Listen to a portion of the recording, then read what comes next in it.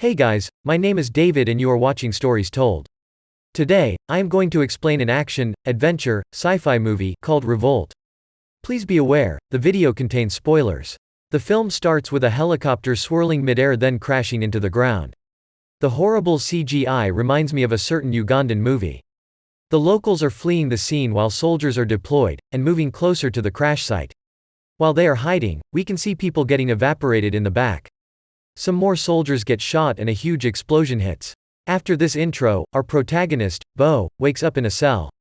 The office in the back is completely trashed. He has a brilliant idea to touch the sparkling cable hanging from the ceiling. The electricity seemingly travels through his body without doing much damage. This shocking experience gets him on his feet. He reaches between the bars for a bowl. He cleans it and uses it as a mirror. He's desperately searching for a way out. He finds a little piece of metal. With his MacGyver-like talents, he's able to cut a hole in the wall in no time. He looks out on his little peephole and sees an AC-130 hitting the ground. He cries out for help finally, and a woman answers immediately. Her name is Nadia. She was in the cell next to him all this time. She tells her that they need to be quiet. She also tells her that they are in Kenya. He seemingly lost all of his memories or just skipped geography classes in general. He can't even remember his name. Nadia tells him that she used to be a doctor, but the hospital was destroyed. The electrical equipment once again starts sparkling. She tells her that they are getting closer. With huge rumbles that shake the entire building, a giant robot moves past. She asks him if he remembers the invasion. He recalls no memory of it, and Nadia seems shocked about this. He cries out for help, but Nadia tries to silence him. She says that men are far worse than machines, and they are gonna do far more damage to them. She reaches outside her cell for a piece of glass to protect herself. The soldiers are dragging a man in and they quickly end him with a machete. They speak Gikuyu to her which she can't understand, but Bo completely understands it. They argue about the ownership of Nadia. They release him and he beats up two guys, without the others noticing it. Nadia stabs a guy with the piece of glass. She quickly grabs his gun and shoots the other guy with ease. Outside, Bo beats up the remaining two guys. They try to shock him but it once again has no effect on his body. Once he's finished, he looks up and notices a giant robot approaching him.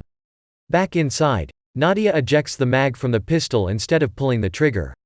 The guy who she stabbed earlier jumps on her. Bo tries to flee the scene and hides in a burnt-out car. The robot doesn't notice him. Nadia gets pushed to the wall, but thankfully her cell was made in China, so she can just pull out a brick of the wall. She hits the guy on the head with it, takes his AK, and finishes the job. Bo comes back for her and they gather some equipment. Bo wants to get to the US military base in the north, but Nadia seems reluctant. She explains how hopeless their situation is, because of the machines. She also mentions that all of the satellites fell down, and there is no more Pentagon to send help. Bo, being the complete opposite, is a hopeless optimist. He feels it in his guts that he needs to join the fight. They scout for a usable car. They found one in no time, they just need to change a tire on it. While Bo is taking care of the car, Nadia searches for food and water. Lucky for them, every car contains canned food and bottles of water. Bo has a flashback about his violent past. They set out for their journey in the car. He remarks on Nadia's weapon handling skills. She mentions that she was a doctor in the French army before the invasion. Their conversation is disrupted by an ambush. She says that she speaks Swahili, so he just needs to follow her lead. Just before they struck a deal, the soldier notices a branding on Bo's arm. They start shouting that he came from the radar and they need to shoot him immediately. Bo tackles the soldier in front of him, takes his gun, and shoots the two lookouts on the hill. The other soldiers, imitating the average Russian Counter-Strike player, blindly rushing at him. He quickly shoots them and disarms the last one. As a good American, he forces them to speak English, and demands an explanation for the branding on his arm. The soldier explains that it is a radar station, controlled by the US Army.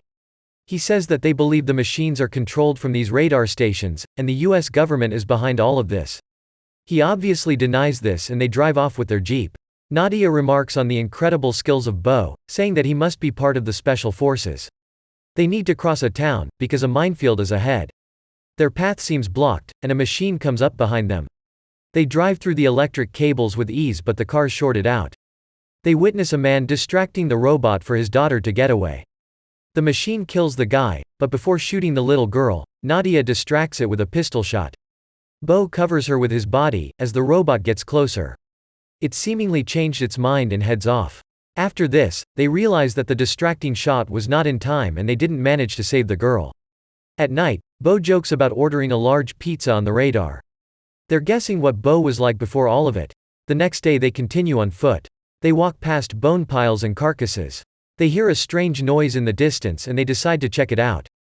The noise leads them to a bombed-out bunker, where they discover the voice is just talking from a tape. They get ambushed once again by like 20 dudes. Bo's special force instincts are not so sharp when it comes to detecting enemies. The soldiers chain them to a wrecked car, and leave them as the machines are approaching. Two guys pull up with motorcycles and the soldiers get in position to take down the robot. They are using Bo and Nadia as bait. The machine scans the face of Bo, and decides to leave them, but the hunters blow its leg off. They take it down and hook a cable on it, to power an accumulator. Another machine appears to take revenge on its fallen comrade. The hunters scatter as a third machine arrives from the back.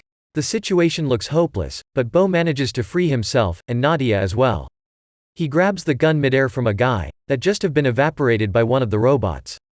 Luckily, the last hunter alive takes off on a motorcycle and the machines follow him. With still 309 kilometers ahead of us to the border, they've got a long journey ahead of them. As they're crossing a bridge, Bo notices some lens flare in the distance. This kind of alertness would have come in handy in their past encounters. They meet an injured photographer down at the river bank. He explains that he is gravely wounded and refuses treatment from Nadia. Despite his injuries, he still shows the photos he made earlier.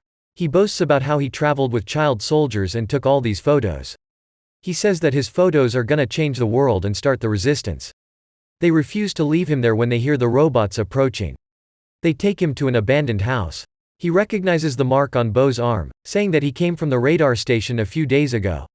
He took pictures of it, and shows it to Bo, so he could identify the location of the site.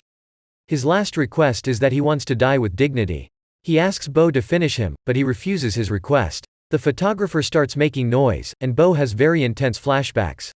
Finally, Nadia fulfills his request and chokes him to death. They take his camera, and start tracing their way back to the radar station, from the photos on the camera. The battery dies once they get to a town. They break into a garage and take a classic Cadillac. The distance to the border is only 67 kilometers. They start to hear a strange noise coming from the radio, so they decide stop and check it out. As they investigate the remains of a machine, a horde of robots start to chase them. Luckily they are operated by stormtroopers. Because of the million machines, none of them manages to hit the car. They flee to a nearby shed, and try to seek shelter in the basement. They hug each other, but Nadia gets pulled up to the sky from Bo's arms. He wakes up at night, and notices a wooden plank sticking out of his leg. He quickly treats the injury and continues the journey. He finally reaches the radar station, only to find it completely obliterated. He notices a freshly painted resistance sign that leads him to the city. Being fatigued, he lays down on the street. He sees some people taking down a machine with ease. Another machine emerges from a broken-down car and approaches Bo. It scans his face and decides to leave him alone. He starts having flashbacks with more cuts than a Michael Bay movie.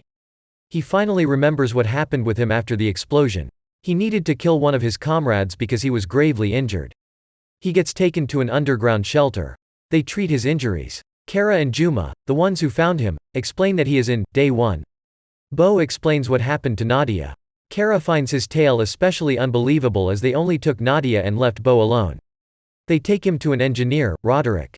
He is currently assembling an EMP. Their plan is to set off the EMP directly under the mothership. They get an emergency call. The guy on the line tells them that the drones are closing in on them. Roderick also finds it really strange that the drones didn't take Bo. He then has a flashback about the aliens marking him. They've planted a tracker in his spine. Kara pulls her pistol on Bo, almost hitting him. He convinces them that he is the only one who can take the EMP under the ship. They discuss the plan, and Roderick explains how to set the EMP off. On the way, they get attacked by the robots numerous times. Back at the main camp, they've started the evacuation process. In the tunnels, Kara gets injured, and stays behind to hold the robots off. Luckily she has the martyrdom perk, so she successfully trolls all the incoming robots. At the city square, the machines have rounded up a lot of people. With the last grenade, Bo makes an epic play, and opens a way for the people trapped inside. Back at the headquarters, Juma rounded up the remaining people. While they are fixing the EMP, Bo distracts the robots. They discover that melee combat is somehow more effective against the robots than actual guns. He transfers the electricity through his body to power up the EMP. It finally goes off, and takes down the mothership. Bo has a flashback about Nadia, and wakes up in fairly good condition. He remembers the place where he grew up. With all the remaining survivors, they head back to the shelter. As the camera zooms out, we can see some fighter jets passing by in the back.